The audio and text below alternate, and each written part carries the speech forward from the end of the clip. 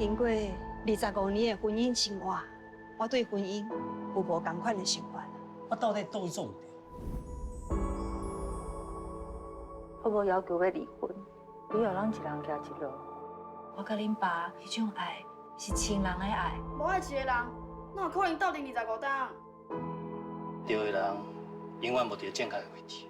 我真正无法度，搁继续这款生活。